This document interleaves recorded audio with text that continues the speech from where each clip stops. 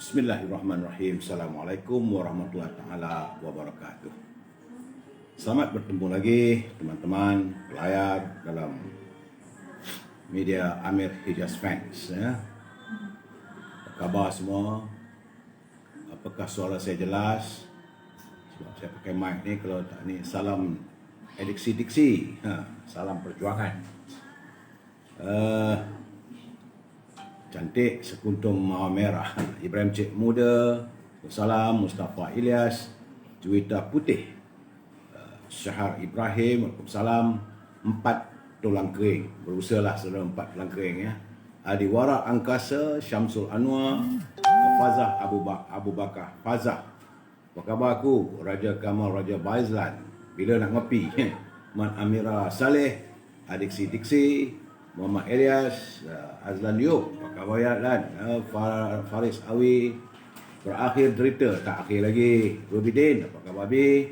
Sulaiman Hassan, akaun Somban apa? Hujan tak? Salam bersama, Assalamualaikum. Perjuangan rakyat mesti diteruskan. Ya, 2 juta. Puan Rahman, makan apa? Saya makan bihun malam ni sebab ada apa ini? Lada hitam, tak jadi makan. Saya alahan dengan lada hitam dengan lada putih. Waksu, Assalamualaikum Datuk, selamat. Muhammad Azmi Muhammad Ali, KB Kota Baru, gaponya. Berakhir cerita Man JB, daripada JB rupanya. Fazil Yub, Markim, top pen ya. Musa Yusof, Zabidinodin. So Sulaiman, hujan tu corah suasana di Somban lah. Saudara Fuad, Haji Wan Ismail. Saudara Fuad tak ada live tadi, siang tadi. Muslim Ahmad, Wakwin Rosli. Saya mengharapkan teman-teman yang ada berkesempatan boleh buat live. Jadi saya boleh pick up untuk kita jadikan perkongsian, untuk perbincangan. Sebab kadang-kadang saya pick up juga apa yang tersiar dalam media sosial ini. Baik saudara ya. Yang saya perlukan lain tak adalah like, love ataupun share. Supaya kita dapat berkongsi pandangan, fikiran. Tidak lain tak bukan pencerahan ini adalah untuk kita punya pengetahuan. Apa khabar saudara Tong Hiak daripada Datu. Syamsul Hisham, sihat ya, Akashah Bakar. Hari ini kes baru COVID-19 adalah berjumlah 1229. Menjadikan jangkitan terkumpul sejumlah 83,475 dengan 4 kematian ya. Berlaku hari ini 4 kematian. Jumlah kematian terkumpul 415. Sabah walaupun berkurangan, semalam 429, hari ini 333, masih lagi tinggi. Labuan Sarawak, alhamdulillah Sarawak tak ada jangkitan hari ini. Kedah 13, Penang 26, Perak ni yuk, apa ni yuk, Kaban Tebin orang Perak. Semalam 62, hari naik 105 yuk. Dah 2,462 orang Perak ni. Mana nak lari ke Lumut, lari ke Parit yuk. Bersihkan Pulau Intan kita tu ya. Di Selangor walaupun berkurangan tetapi masih lagi 435. Kuala Lumpur juga 131. Negeri Sembilan kurang, semalam 49, 29.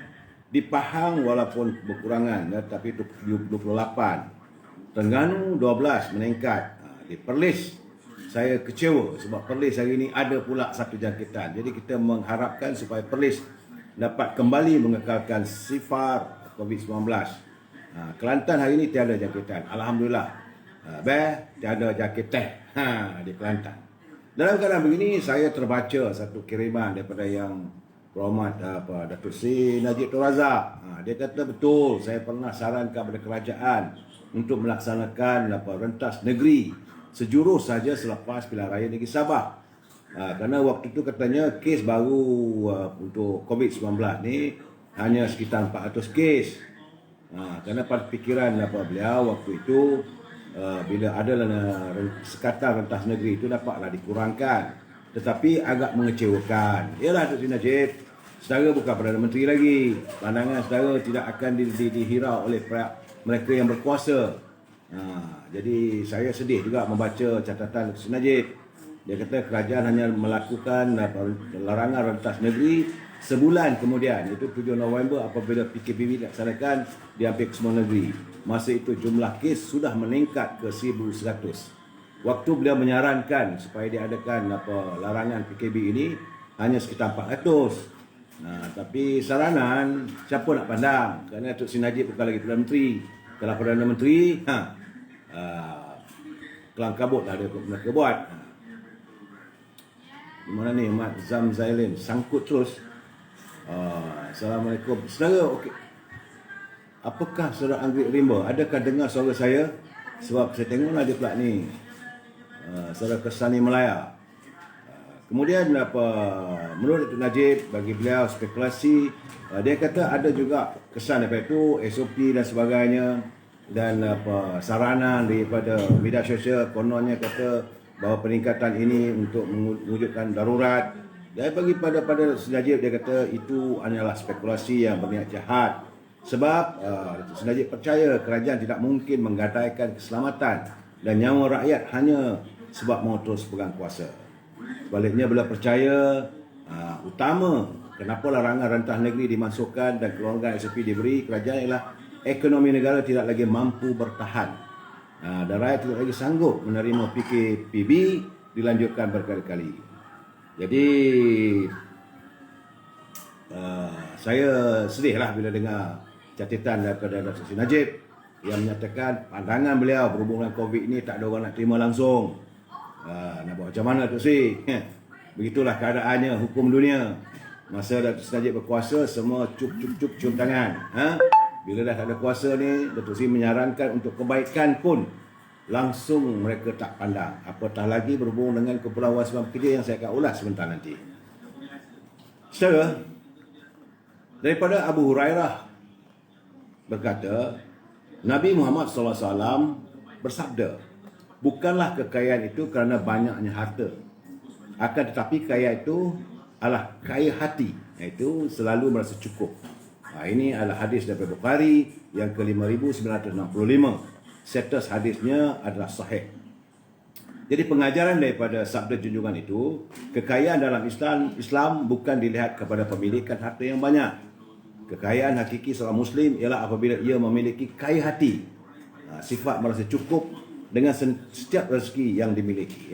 Berapa ramai orang kaya yang memiliki harta namun sentiasa merasa masih kurang. Hatinya tidak merasa puas dengan rezeki yang dianugerah oleh Allah SWT. Ia masih terus mencari dan mencari apa yang perlu diraih. Hatinya masih belum puas dengan apa yang ada. Itu bermakna ia sentiasa miskin kerana ingin mencari dan mencari lagi. An-Nawawi berkata, kaya yang terpuji adalah kaya hati. Hati yang selalu merasa puas dan tidak tamak dalam mencari kemewahan dunia. Kaya yang terpuji bukanlah dengan banyaknya harta dan terus menerus ingin menambah dan terus menambah. Jadi jadilah kita seorang pemilik hati yang sentiasa kaya dengan sifat merasa cukup dengan harta yang dimiliki, namun sentiasa merasa miskin dengan amal-amal yang soleh. Ingat saudara, negara rahmah, umat sejahtera. Ini kiriman daripada Pertubuhan Ikram Malaysia Negeri Johor. Terima kasih warga Ikram Malaysia Negeri Johor. Usai sabda junjungan, jangan lupa saudara, e-commerce kita. Saya menanti juga, tak datang lagi. Tahulah saya dalam keadaan sekarang ni, suasana ekonomi yang tak begitu segar. Jadi tapi macam mana pun, kalau saya ada barangan ataupun bahan-bahan, betul, nanti tolong beri penjelasan. Betul ke khabar 15-12 kerajaan PN akan tumbang? Sekejap lagi saya akan ulas secara waktu. Jadi saya dalam e-commerce ni berhubunglah dengan Azhar 011-330-41241 kalau nak baca buku saya, ataupun kalau nakkan maulu berdal ataupun mau memesan rendang tok dan beberapa krepek-krepek, hubungi Azhar 011-330-41241 ataupun menantu saya Siti Fareha 017-711-4300. Siti Fareha 017-711-4300 dengan dendeng manisnya, Itu e-commerce. Salam impian moratorium dan kumpulan wang simpanan pekerja RM10,000. Tajuk kita malam ini, islah kepimpinan kita malam ini adalah gelora politik bangsa. Tapi sebelum saya nak berbicara soal itu, jangan lupa saya harus menyantuni pantun yang dikirim oleh Pak Nazir daripada Perlis. Tak henti-henti dia rajin menghantar pada saya. Saya sentiasa akan membaca dan melayaninya. Kata pantun Pak Nazir ini berhubung dengan COVID-19. Dia kata, abang menjaja buah pauk sama durian belakang kereta. Cara kerja jarak jauh jadi kebiasaan baharu kita. Mak hajar membuat bantal, usaha tertumpu bantal kelima. Cara belajar menjadi digital, ia mampu dikongsi bersama. Ya, terima kasih Pak Nazir. Ada kiriman pantun, saya baca. Kalau teman-teman ada kiriman juga, saya akan baca. Sebab ini ruangan kita pencerahan untuk pengetahuan kita, untuk kita menghayati pemikiran teman-teman. Begitu juga daripada Datuk Lokman Hamidi. Ini adik Presiden UMNO. Datuk Lokman Hamidi menghantar kiriman. Dia kata maknya selalu berpesan. Ini pesan ibunya. Kalau masuk kampung orang, bawa ayam betina, jangan bawa ayam jantan. Kalau berjalan, biar di tepi-tepi. Benang arang orang, jangan dipijak. Kalau duduk, biarlah di tapak tangga. Mandi, eloklah di sungai. Kalau berdiri, molek di luar gelanggang. Kalau kaki belum bertaji, gelanggang orang jangan diuji. Sebab kerana sundak. Minta maaf saudara. Kawan telefon saya nak buat macam mana? Saya minta maaf lah. Kerana sundak kopiah tembuk, kerana lengan baju koyak, kerana sombong emas habis, elok rupa kerana budi. Jadi sebelum mengajar, banyakkan belajar. Sebelum memberi contoh, bersifatlah senonoh. Sebelum memberi tauladan, betulkan badan. Ini kiriman bahasa orang lama-lama. Jadi yang dikirimkan kepada saya daripada Datuk Lokman Hamidi. Cantik bahasanya tu. Baik. Sekarang ni kita masuk bab salam monotorium. Tapi saya tulis tu sedap juga nak malbur malam ni. Sebab malam ni saya tengok ada kiriman tentang direct nego. Rupanya rejim Tan Sri Muhyiddin katanya nak mengadakan kalau ada apa-apa tender kerajaan mestilah dibuat secara terbuka. Tapi rupanya ada direct nego rupanya. Ini ada kisah kiriman buat saya nak sahihkan nanti. Saya berjanji saya akan mencari fakta-faktanya, iaitu kisah perbualan antara seorang menteri dengan Menteri Kewangan. Berhubung dengan satu tender di utara Malaysia. Ia melibatkan ratusan juta ringgit tender itu. Jadi saya merasakan SPRM bolehlah buka kertas siasatan. Sebab masa Latifah Koya dulu, perbualan Perdana Menteri dengan isteri dia pun ada dirakamkan. Perbualan antara Perdana Menteri dengan rakan kongsi perniagaan pun ada dirakamkan. Dan sekarang ni ada tertera dalam Facebook. Bolehlah buka kertas siasatan. Sejauh mana benarnya. Kerana ada rekod-rekodnya. Jumlahnya banyak, bukan sedikit. Sebab bagi kita tak mahu. Cukup-cukuplah kerajaan melaksanakan segala tender secara runding terus. Kerana perjuangan kita, islah perjuangan kita adalah untuk memerangi KKN, iaitu korupsi, kronisme dan nepotisme. Kalau menteri ada terlibat dengan korupsi, menteri ada terlibat dalam kronisme, menteri ada terlibat dalam nepotisme, wajar kita tengahkan, wajar kita dedahkan kepada warga bangsa kita. Kerana kita tak mahu menteri bercakap pumpang, tapi akhirnya mereka terjebak juga. Sebab itu bila saya tengok apabila Tan Sri Anwar Musa mengatakan mahu supaya dibuat laporan polis, kononnya melibatkan adanya ahli-ahli parlimen daripada Barisan Nasional yang menyokong Datuk Seri Anwar Ibrahim, ada SD, mahu buat laporan polis. Cuma kita nak tanya, buatlah laporan polis tentang adanya yang tersebar dalam warganet tentang usaha untuk mengadakan rundingan terus projek yang nilainya pun ratusan juta juga, dan hantar surat pada Perdana Menteri dan sebagainya. Cukup-cukuplah. Orang putih kata enough is enough. Kita tidak mahu lagi adanya keadaan begitu. Sebab mereka kaya raya, rakyat terus menderita. Dan saya masih lagi menerima banyak kiriman berhubung dengan moratorium bank dan juga institusi kewangan. Saya masih lagi menerima rintihan boleh katakan setiap hari tak berhenti-henti masuk dalam wall saya ni. Lain tak ada Datuk apa khabar tentang wang simpanan pekerja, apa cerita tentang moratorium. Jadi kita letih, rakyat sebenarnya letih menanti dan menanti buah yang tak gugur-gugur. Asyik mengadun mimpi ngeri yang tidak tahu bila khabar akhirnya. Tapi pimpinan menyatakan okey, kita dah selesai. Jadi saya pun tak tahulah keadaan begini ya. Tadi mana sih? Dia marah kat saya ke? Tak tahu. Dia kata mana tadi? Ada tadi dia kata, maaf Datuk, tolong tutup. Lagi di belakang tak selera. Bagi cukup-cukup tu. Geng tak takut dosa ni. Bubuh bagi penuh-penuh yang tak sedar diri ni. Saya bukan nak mencerca pimpinan. Tidak terniat di hati saya untuk memaki hamun, tapi saya ingin memberi pencerahan bahawa kadang-kadang pimpinan melontarkan kata-kata penuh semangat. Begitulah rakyat penuh kepercayaan. Tapi akhirnya keyakinan, kepercayaan rakyat ini dilacurkan. Mereka terus mau membolok kekayaan. Apa yang berlaku yang saya tengok dalam war dia, terkejut saya. Seorang menteri boleh buat hantar WhatsApp pada Menteri Kewangan. Tapi nasib baiklah Menteri Kewangan berkata, dia kata benda ini kenalah runding balik dengan Perdana Menteri. Artinya ada aktiviti untuk melakukan pemberian tender secara runding terus. Kita mengharapkan tender-tender yang besar itu bukakanlah supaya semua orang dapat tahu, supaya orang dapat mencari peluang. Ni lagu tu perlahan sikit, mereka minta lagu perlahan ni. Saya tolong tulis slow sikit tak? Mengganggu lah saya. Ni nak buat macam mana, isteri saya ni minat sangat gegar Venganza. Dah tua pun gegarnya, bergegar dadanya tu. Nak buat macam mana, kadang-kadang saya pun ramai di rumah anak cucu. Ya, minat sangat. Jadi sampai kena tegur gitu. Apa nak buat macam mana? Ya. Rakyat Malaysia sudah meluat dengan masalah politik.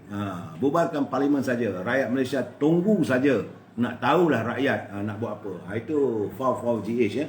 Jadi berhubung dengan isu kumpulan suara pekerja ni, rehat. Dah minggu keberapa saya tak larat nak kira dah. Rakyat terkesan sejak wujudnya COVID-19, sejak adanya perintah larangan. Apabila berlakunya merudumnya ekonomi dunia, maka semua terkesan. Dalam kita terkesan begini, sepatutnya sentuhan kerajaan diperlukan. Sentuhan pemimpin didambakan oleh rakyat. Bank cukup bagi dua pilihan. Satu, ni lagi satu hal lagi ni, apa ni? Dia kata bank cukup bagi dua pilihan. Satu, sambung moratorium 3 bulan atau 6 bulan sebanyak 50% bayaran bulanan. Tak ada apa-apa perubahan. Ini saudara Akhirian Ismail, Akhirian. Jadi ini keadaannya. Rakyat diburu ketakutan. Pimpinan memburu kontrak. Rakyat diburu mimpi ngeri. Pemimpin bermain dengan mencatur minda rakyat untuk mencari kuasa. Lepas satu kuasa, daripada kuasa cari wang, cari harta, tak cukup-cukup. Sedangkan baginda Rasulullah menyatakan bahawa you akan dilihat miskin selagi kamu tidak tahu menjaga harta yang kamu miliki. Miskinlah, cari lagi kaya. Jadi akhirnya dia korun. Jadi saya melihat benda ini satu benda kepincangan dalam masyarakat kita. Sebab itu pandangan daripada Dr. Najmi, Timbalan Ketua UMNO bahagian Kuala Terengganu, anak muda, saya mendoakan supaya Dr. Najmi dapat meningkatkan karier politiknya, sebab saya nampak beliau adalah seorang pejuang. Sebagaimana jiwanya ada dalam jiwa saya. 3 atau 4 hari lepas saya kesempatan bertemu dengan beliau sewaktu mesyuarat Exco Pergerakan Pemuda UMNO. Anak muda, cantik, bergaya, Dr. Najmi, Timbalan Ketua UMNO bahagian Kuala Terengganu yang juga merupakan Exco Pemuda. Dia kata beliau risau memikirkan nasib rakyat Malaysia dan politik juga tidak menentu. Syarat pengeluaran kumpulan wang simpanan pekerja yang ketat dan menyusahkan sampai hari ini tidak dimansuhkan. Walaupun katanya pemuda UMNO terus mendesak. Ramai sahabat-sahabat di Terengganu katanya turut mengeluh kerana moratorium tidak diluluskan oleh pihak bank. Golongan peniaga masih terjejas kerana jualan yang rendah walaupun sektor ekonomi telah dibuka sepenuhnya. Jadi beliau berharaplah supaya kita berjimat cermat dalam berbelanja. Kita belilah apa yang perlu, kita tak tahu. Tapi jika ada apa yang mengalami masalah seperti ini, boleh secara terus berhubung dengan Pergerakan Pemuda UMNO Malaysia melalui talian telefon. Nah, ini ambil ya saudara ya. 013 735 4116. 013 735 4116 dan 013 735 4117. 013 735 4117. InsyaAllah mereka akan mengumpulkan semua suara rakyat ini untuk diperjuangkan. Jadi saya ingat eloklah saudara hantar melalui WhatsApp ke ataupun melalui mesej. Tidak nak tunggu telefon, tak tahu siapa nak jawab nanti ya. Jadi ini pandangan daripada Dr. Najmi. Beliau insaf. Desak ni tak boleh pakai dah ni. Tarik sokongan edisi diksi. Memang kita rakyat kadang-kadang kita mikir kerja begitu, tapi pimpinan adalah cara dia, tak tahulah saya. Sebab itu sekarang ni kita melihat bahawa kadang-kadang mereka yang melompat parti sana sini, mereka tak mau menerima gelaran pengkhianat ataupun mereka lah duri dalam daging kepada mana-mana parti politik. Tapi selepas pembentukan Perikatan Nasional, kita nampak macam-macam. Saya nak baca juga ini tulisan saudara Zakaria Ahmad yang keluar dalam media ni. Dia kata Khalid Nordin tak setuju dengan cadangan Hamzah dan beliau mempersoalkan cadangan pembentukan gabungan besar merangkumi Perikatan Nasional, Barisan Nasional dan GPS bagi menghadapi PRU 15. Dan kita tangani cerita tentang konon-konon gagasan nak menubuhkan satu gagasan besar, UMNO, Barisan Nasional, PN dan sebagainya. Selepas ini kita akan tangani, saya akan memberi pencerahan sedikit tentang apa yang berlaku berhubung dengan 10 surat persetujuan ahli parlimen untuk menyokong Seri Anwar Ibrahim, dan ada juga sedikit penjelasan yang saya katakan semalam 2 hari lepas ada beritanya. Jadi teruslah mengikuti pencerahan saya ini kerana bagi Khalid Nordin, Malaysia tidak memerlukan penubuhan coalition over coalition. Itu coalition lepas satu coalition lagi. Jadi berapa banyaklah nak buat piagam. Kerana katanya sebelum ini kita telah menubuhkan Kerajaan Perikatan Nasional atas kerjasama ahli-ahli parlimen walaupun itu bukan cerminan pilihan rakyat. Tindakan tersebut gagal mewujudkan kestabilan politik yang diharapkan. Bagi Khalid Nordin, Malaysia perlukan kerajaan yang dominan dengan mandat sebenar melalui pilihan raya umum tanpa berlengah. Jadi kerana itu beliau sebagai naib Presiden UMNO, beliau menuntut untuk memudahkan, untuk menyelesaikan segala kemelut yang ada hari ini, tidak lain tidak bukan hanyalah dengan mengadakan pilihan raya umum. Itu sahaja the only choice. Sebab kerajaan hari ini rapuh.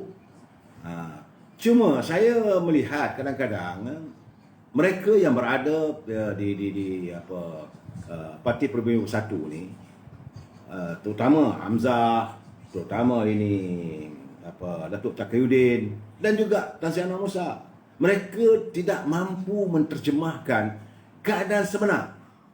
Keadaan sebenarnya untuk sesuatu keputusan dibuat yang mencakupi aspek kepartian.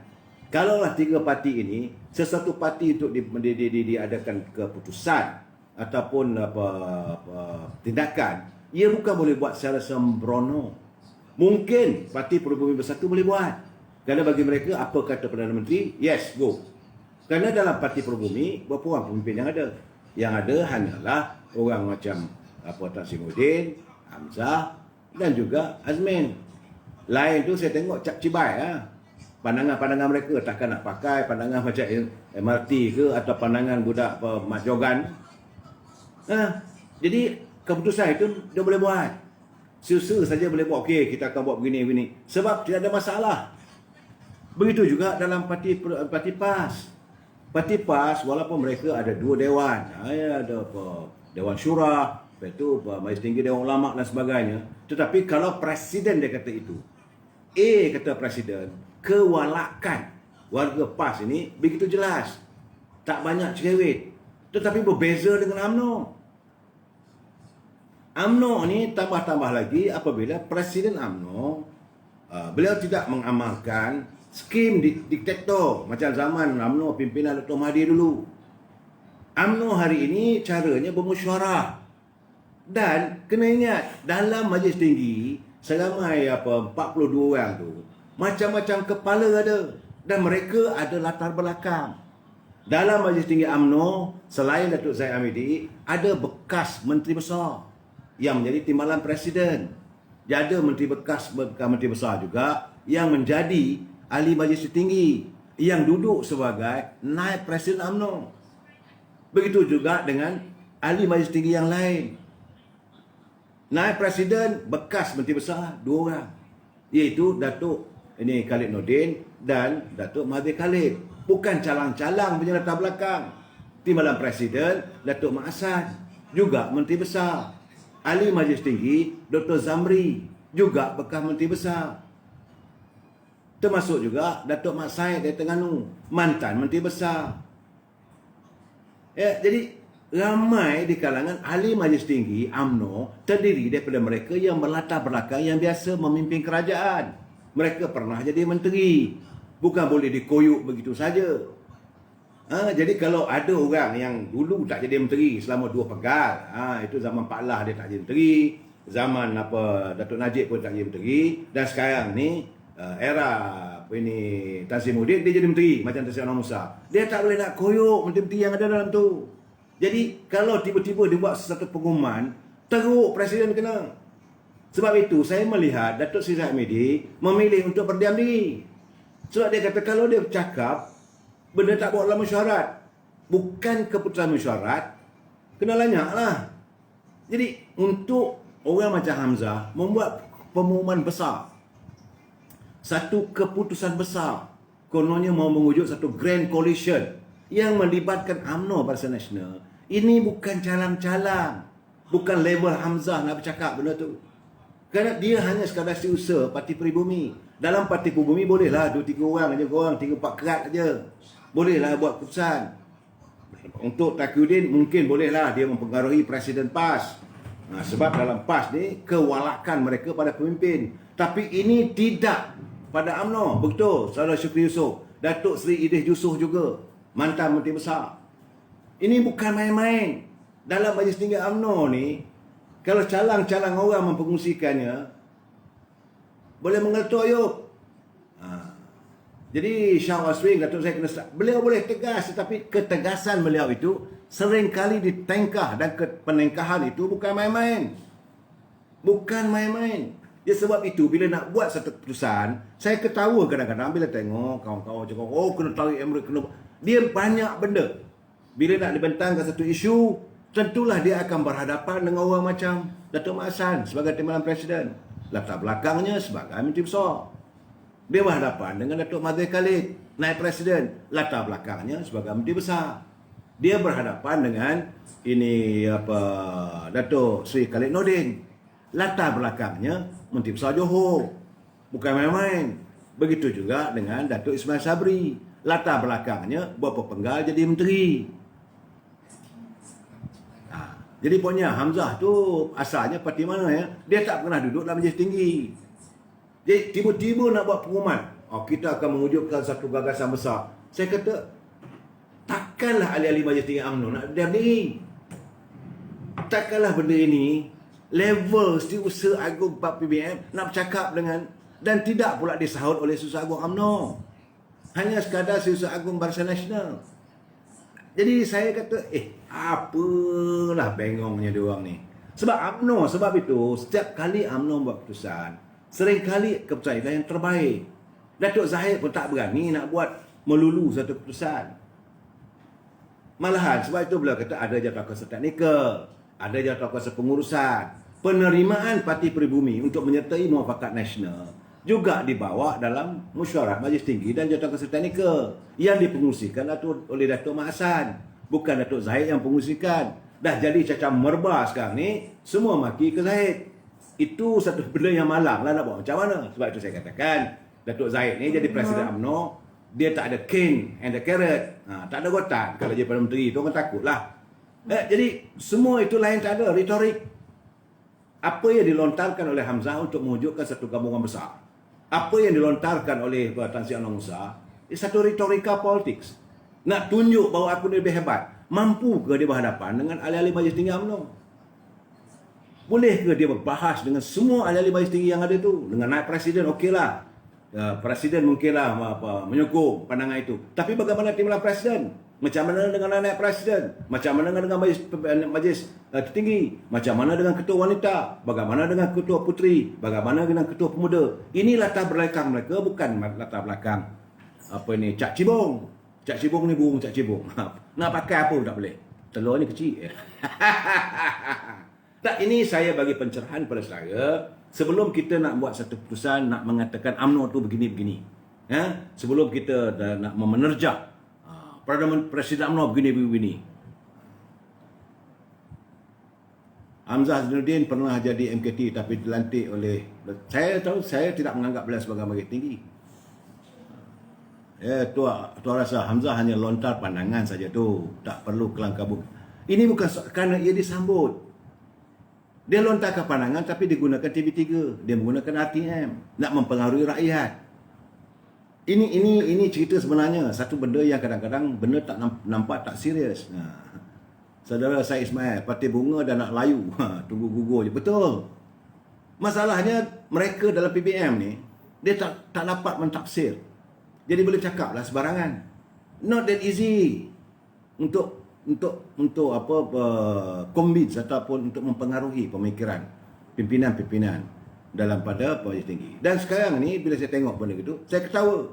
Sebab pemimpin gabungan Parti Sarawak GPS yang disebut konon nak menyertai, terang-terang buat statement. Dia kata pimpin gabungan Parti Sarawak menolak cadangan agar parti itu menjadi sebahagian daripada gabungan besar bersama Perikatan Nasional dan Barisan Nasional seperti disuarakan oleh Susah Agung PBM Hamzah Zainuddin. Presiden Parti Rakyat Sarawak J. Masing berkata, ini J. Masing, dia kata tidak ada keperluan untuk GPS menjadi anggota rasmi mana-mana gabungan besar seperti yang disebut. Katanya harus ada persefahaman yang disepakati bersama antara GPS dan parti-parti lain bahawa mereka semua mesti saling menyokong dalam setiap pilihan raya, termasuk pilihan raya negeri. Itu saja. Tak perlu ada gabungan, tak perlu ada national coalition dan sebagainya.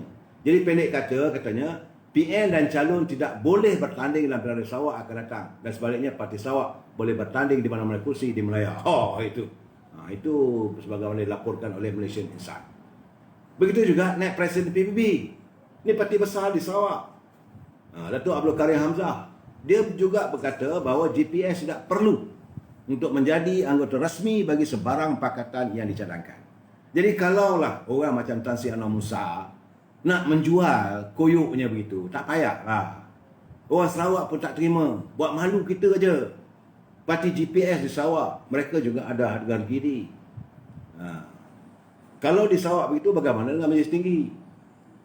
Itu keadaannya. Jadi apa kata naib Presiden Datuk Abdul Karim Hamzah, dia kata kesnya ada apa?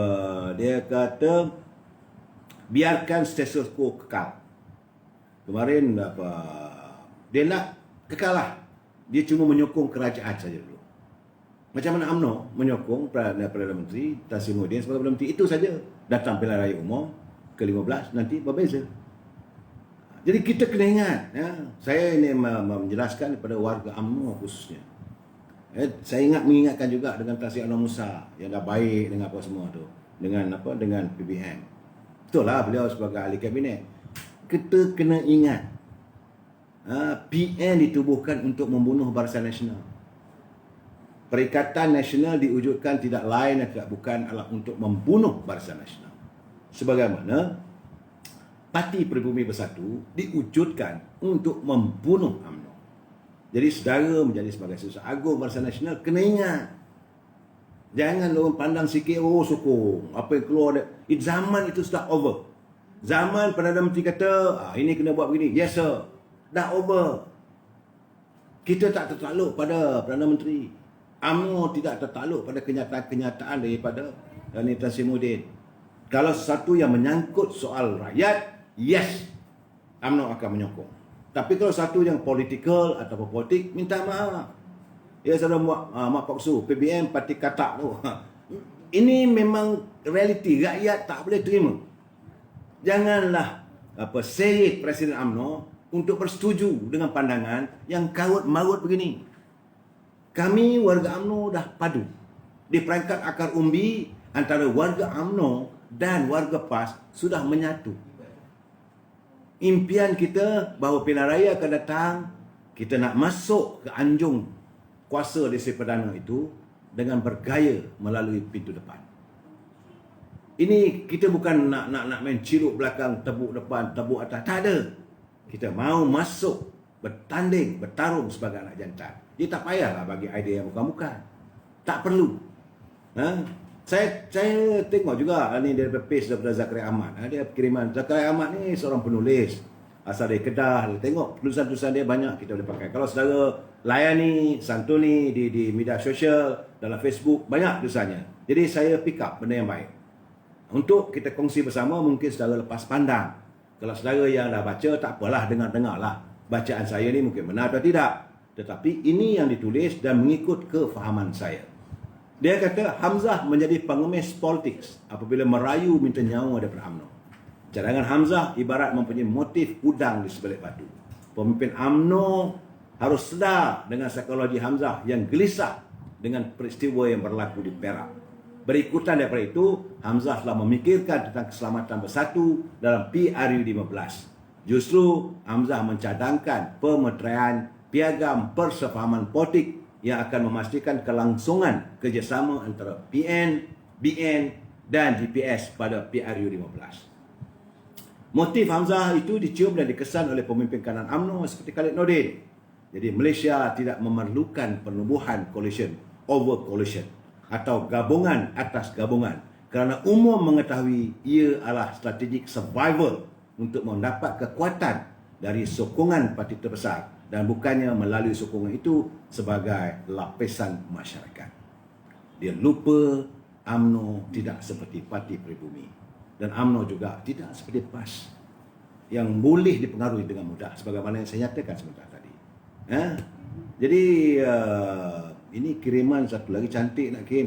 Okey, saya baca ini dulu sebelum saya nak mengulas tentang apa yang berlaku di Parlimen besok dan akan dalam masa seminggu. Ini catatan coretan daripada UMNO akar umbi. Dia kata saya rasa PAS dan PBM tahu bahawa tanpa sokongan UMNO mereka akan kalah teruk dalam PRU 15. Jadi mereka sekarang sedang cuba untuk dapat sokongan UMNO bagi membantu mereka terus bernafas selepas PRU 15. Berdasarkan keputusan PRU sebelum ini, berdasarkan keputusan, PAS hanya mampu menang purata 8% kursi parlimen dan 17% kursi DUN. Jadi mereka harap dengan bantuan UMNO pada PRU 15 nanti, mereka boleh dapat lebih banyak kursi parlimen. Begitu juga dengan PBM. Keputusan PRU 14, mereka adalah terlalu teruk. Keputusan pilihan raya yang ke-14, Parti Peribumi Bersatu paling teruk. Itu pun dengan bantuan Pakatan Harapan. Dengan bantuan daripada Keadilan, bantuan daripada DAP, bantuan daripada Amanah. Kalau tidak, dah lama dah kubur dah. Bagi UMNO pula ialah UMNO patut berfikir semasak-masaknya. Apa garanti atau jaminan yang PAS dan PBM tidak akan tindakan UMNO selepas mereka memenangi banyak kursi nanti. Jadi UMNO perlu sedar. Pertama, PAS adalah parti yang kuat buat U-turn katanya dan parti tak menghormati perjanjian. Contoh ialah Pakatan Rakyat di mana DAP bubarkan PR kerana mereka menghadapi masalah dengan PAS. Begitu juga dengan Muafakat Nasional yang bergoyang sekarang ini adalah disebabkan oleh PAS yang melanggar piagam MB. Kedua pula PBM. Parti ini memang sinonim dengan pengkhianatan. Lebih dari pengaruh MP PBM adalah mereka yang telah lebih dari separuh member of parlimen PBM adalah mereka yang telah mengkhianati UMNO. Dan yang 11 lagi ahli parlimen PBM pula adalah mereka yang mengkhianati PKR. Selain daripada itu, PPBM juga telah mengkhianati Pakatan Harapan. Jadi, persoalannya, mengapa UMNO perlu bekerjasama dengan PAS dan PBM? Pun saya tak tahu. Ini kiriman daripada akar umbi. Bukan warga PAS ya. PAS itu mana pimpinan. Dan yang saya nyatakan tadi, adanya. Sudah ada wujud. Saya pun terkejut. Sebab mereka ni sebelum pilihan raya dulu, masa jadi pembangkang, masih tak berada dalam kerajaan, menyuarakan macam-macam. Jangan ada kontrak yang diberikan secara rutin terus. Kita tak bersetuju. Tapi hari ini tiba-tiba keluar dalam Facebook, saya terkejut. Saya terperanjat. Dan saya akan usaha mendapatkan lagi fakta-fakta itu. Satu projek ratusan juta yang boleh menjangkau bilion ringgit di utara tanah air, melibatkan satu syarikat besar, bukan Melayu, bukan Bumiputera, dengan seorang menteri yang hebat kononnya berperjuang, tidak lain tak bukan demi Islam dan sebagainya. Kerana sekarang ni negeri di utara itu diperintah oleh PAS. Apakah dia mau mempengaruhi menteri besar itu? Kerana mungkin dia rasa dia boleh mempengaruhi, dan sekarang dia sedang mempengaruhi menteri kewangan. Sebab dari segi saya tengok dari segi nota yang ada dalam WhatsApp itu, dia antara hubungan dia dengan menteri kewangan. Saya kata, apa hal ni?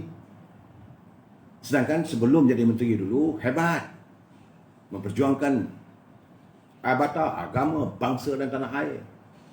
Kalau ini keadaannya, 2 kali 5 juga, lebih teruk lagi lah daripada zaman sebelum Pilihan 14 dulu.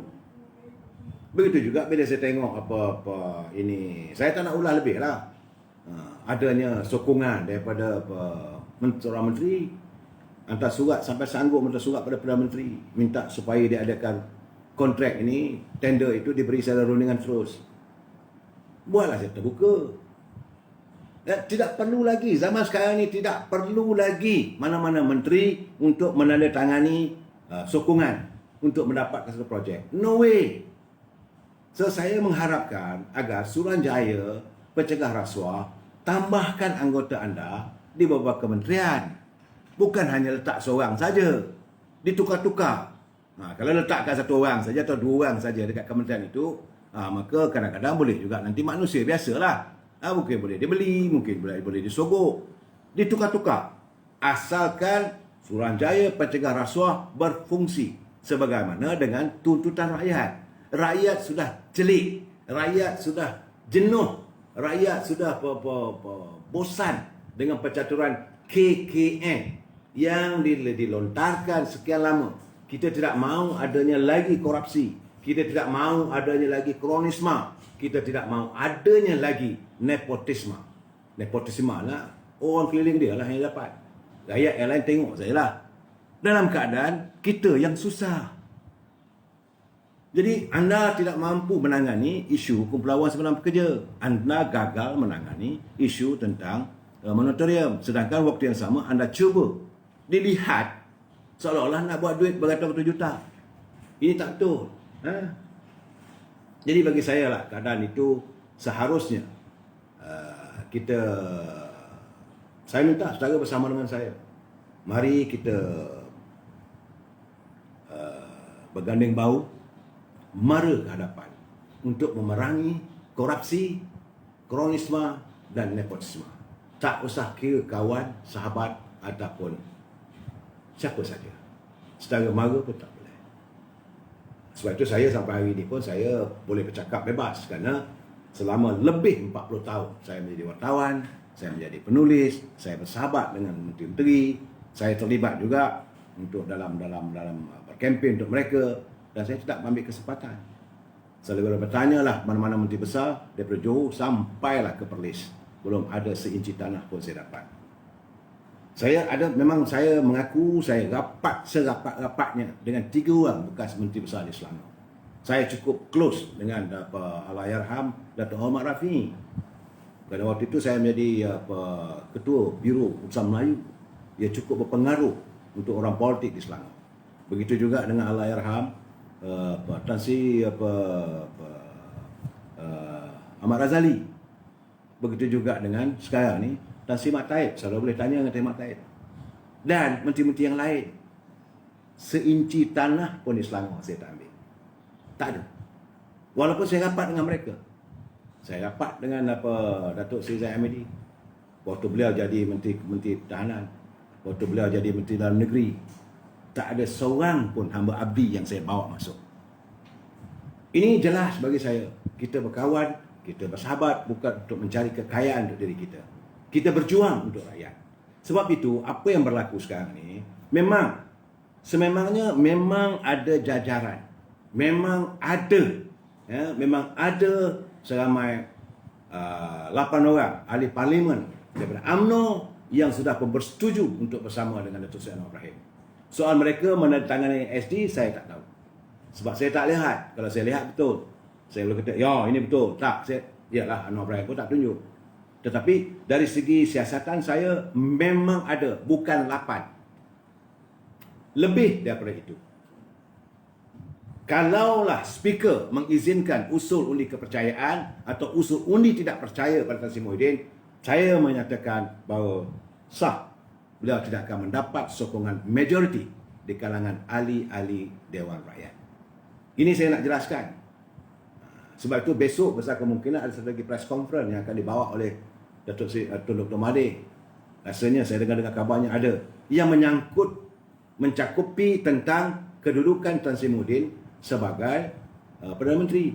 Sebab itu saya kata perbicaraan kita malam ini nampak gayanya bahtera bangsa kita masih terus bergolak, masih belum terhenti. Saudara Syed Mazli Shah, bukan saya angkat diri, tidak. Saya nak menjelaskan.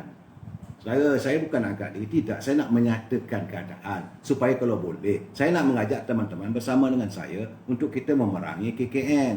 Kalau saudara Mazli nak buat begitu, carry on lah. Dah nampak dah, saudara Mat Sentuh. Saya lagi rapat dengan bekas Presiden Amerika. Ya, tapi sayang. Tak, saya nak nyatakan bahawa dalam kedudukan sekarang ni, kita jangan ambil kesempatan. Itu saja. Bukanlah puji diri. Tapi kalau saudara merasakan, saya nak angkat diri, tertolaklah. Saya mohon maaf lah kalau kenyataan saya itu dilihat sebagai nak mengangkat. Saya mohon maaf. Saudara Kepli Mak Zain, salam tu, letih lah tu macam ni. Memang kita rasa letih. Perjuangan rakyat dilihat seolah terbengkalai. Apa yang ada sekarang ni, minggu depan, melalui besok, perbalahan demi perbalahan bangsa kita. Lebih teruk lagi. Saya nak nyatakan bahawa bahtera bangsa kita sekarang, dan orang lain melihat. Mahathir pun melompat. Saya mendengar, tapi saya tak boleh komen sebab selinggalah bila bukan besar kemungkinan dia akan membuat press conference. Kalau dia buat press conference, kita dengar dan kita ulas malam esok. Tetapi bagi saya mendengar kabar ada perbalahan yang lebih teruk lagi akan berlaku. Dan bagi saya berkeyakinan macam Datuk Seri Najib Tun Razak. Apa yang Datuk Seri Najib Tun Razak menyatakan kerana kekecewaan beliau. Sejak tidak menjadi Perdana Menteri, pandangan dia langsung tak dipandang. Sedangkan apa yang beliau lakukan tidak lain tak bukan adalah untuk rakyat. Beliau minta supaya lepas daripada raya dia di negeri Sabah, supaya dia adakan dulu rentas negeri ini, PKPB ni. Tak dipandang. Akhirnya seluruh negara kita ni meningkat dengan ribuan orang dijangkiti virus corona. Kemudian beliau melontarkan pandangan. Memanglah pada mulanya saya rasa tak setuju, tapi setelah saya fikir betul juga. Kita manusia biasa, mana boleh tak boleh kot ini. Tapi saya fikir-fikir dalam keadaan kerajaan tak boleh nak memberi bantuan pada rakyat. Yang terbaiknya keluarkanlah wang daripada Kumpulan Wang Simpanan Pekerja, bukan semua.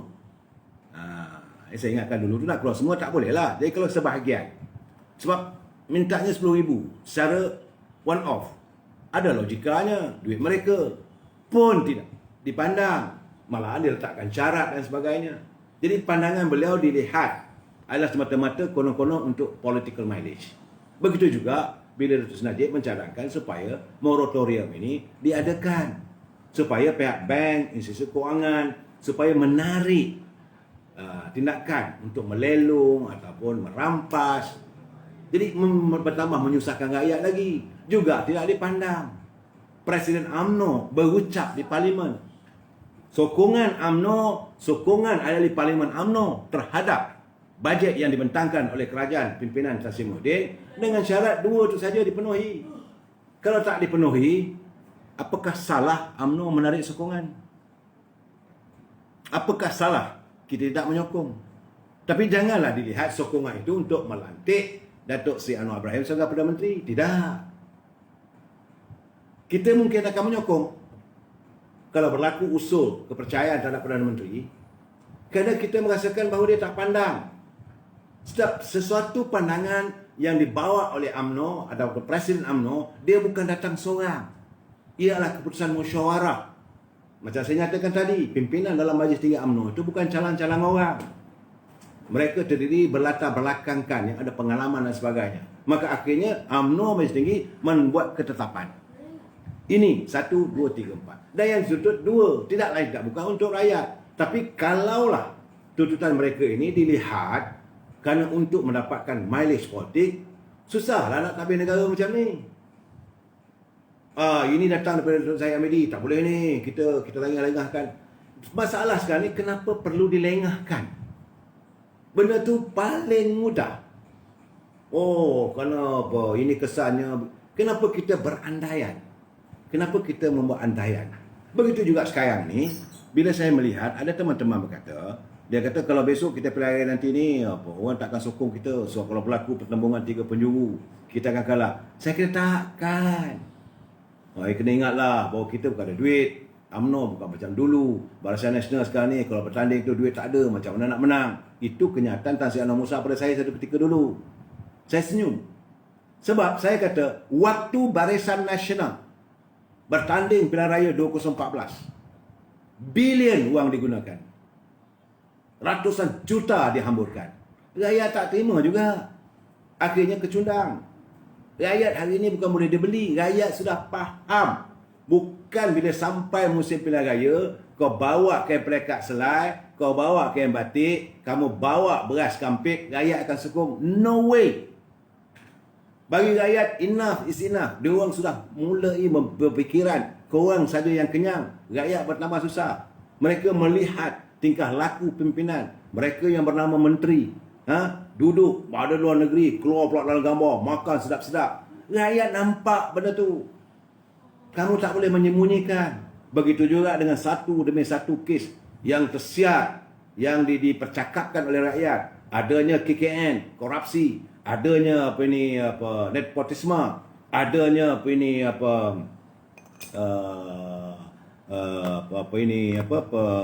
KKN, korupsi, apa lagi, dah lupa dah saya sebut.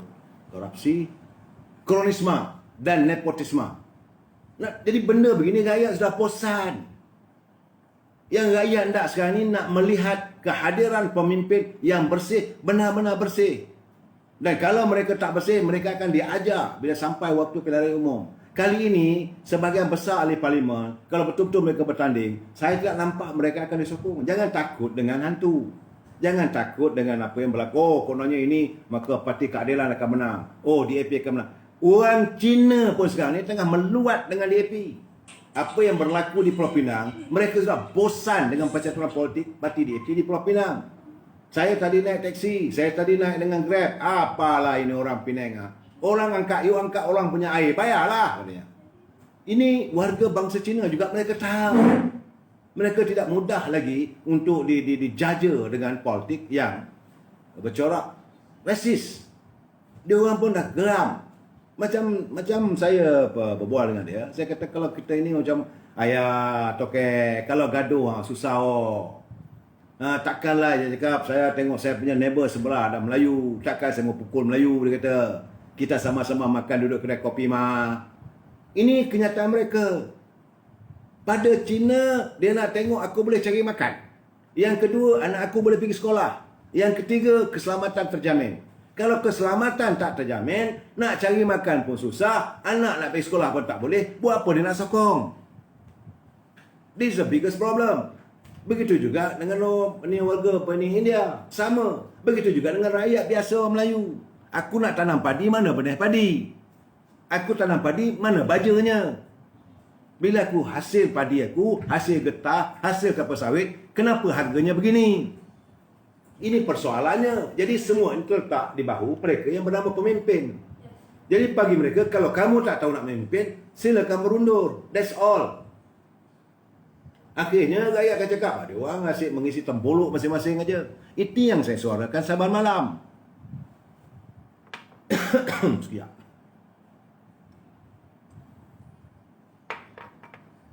Betul. DAP pun ada tim A dan B. Ini betul ya. Saudara alias Abdul Latif. Betul. Dalam parti DAP ada kumpulan ahli Parlimen Seremban, Lok apa nama dia, dengan menentang pimpinan Lim Guat Eng. Sebab Lim Guat Eng asalnya orang Melaka, nak menguasai di Pulau Pinang. Orang Pulau Pinang pun benci. Lain masyarakat Cina lebih teruk. Masyarakat mereka lebih teruk. Kalau dah benci, benci habis. Bukan macam kita nak ada maaf-maaf juga lagi. Kita sekarang ni, saya berseru pada warga UMNO khususnya, jangan kita lonjakkan nama seorang pemimpin saja. UMNO mempunyai ramai bangsa pemimpin. Sekarang ini Datuk Seri Zahid jadi presiden. Jagalah kursi itu. Nak dilagakan dia dengan Tok Mat buat apa? Nak kata Tok Mat lebih baik daripada dia buat apa? Akhirnya nanti kita terjebak lagi. Saya melihat ada golongan kawan-kawan di kalangan penulisnya juga ni yang nak menyokong seorang itu kena dibayar. Ini tidak ikhlas. Anda cuma menggunakan anda punya medium, anda punya mata pena hanya untuk mempengaruhi kerana dibayar. Ini yang saya katakan pelacur-pelacur politik.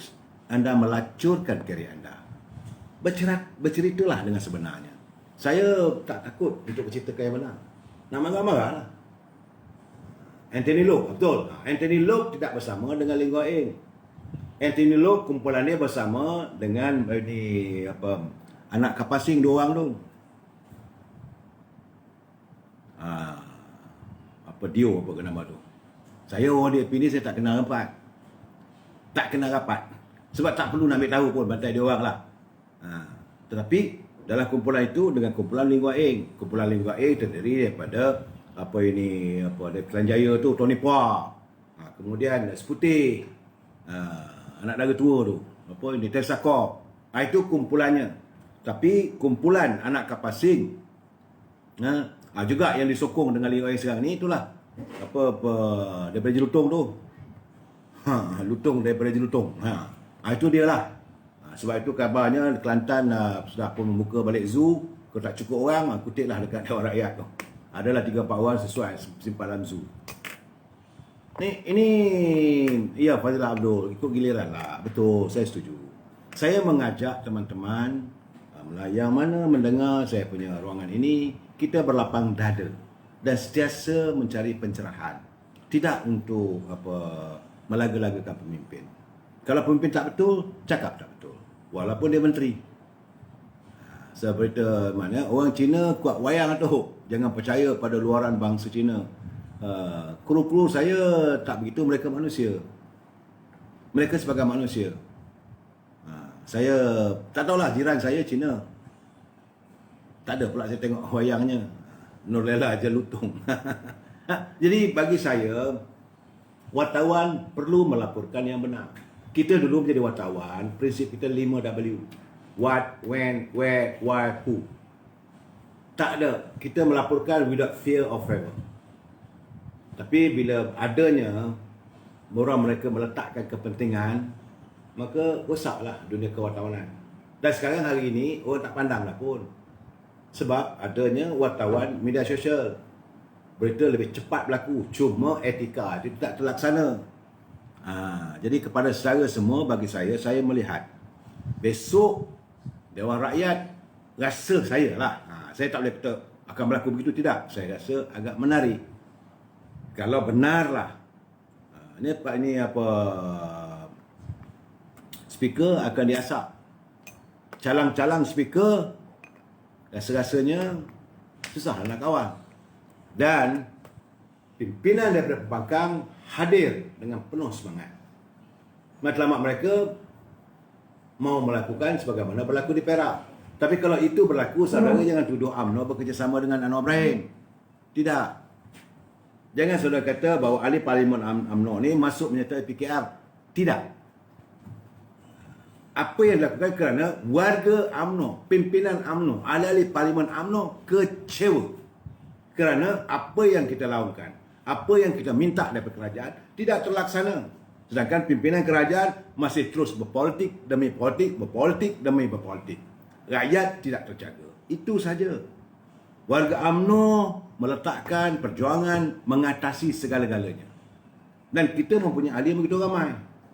ahli UMNO 3.7 juta. Macam saya nyatakan beberapa malam yang lalu pun. Dan yang atas pagar sympathizer pada UMNO.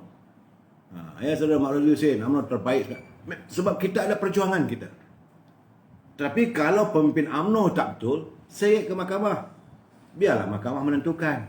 Jangan kita pula menjatuhkan hukum. Jangan kita menjatuhkan hukuman melalui mahkamah terbuka rakyat. Mahkamah hari ini bukan mahkamah Facebook. Mahkamah hari ini bukan mahkamah persepsi. Dia ada hukum, ada cara, ada tata karmanya. Kita wajar menghormati rule of law. Kalau kita tidak menghormati rule of law, jadilah law of the jungle. Kalau kita mengamalkan law of the jungle, maka jadilah Malaysia ini banana republic. Banana republic ini iaitu negara buah pisang. Negara buah pisang, banana republic, pimpinan mereka, presiden mereka kaya-kaya. Rakyat hidup penuh menderita. Kita akan menyelamatkan negara kita. Come what may at any cost. Warga bangsa Malaysia mesti dipertahankan untuk hidup harmonis dan sejahtera kerana negara kita, negara yang kaya raya. Kita umat yang tahu bersyukur pada Allah SWT. Wabillahi taufiq wa hidayah. Assalamualaikum warahmatullahi wabarakatuh. Kita berjumpa lagi malam besok. Terima kasih. Selamat malam.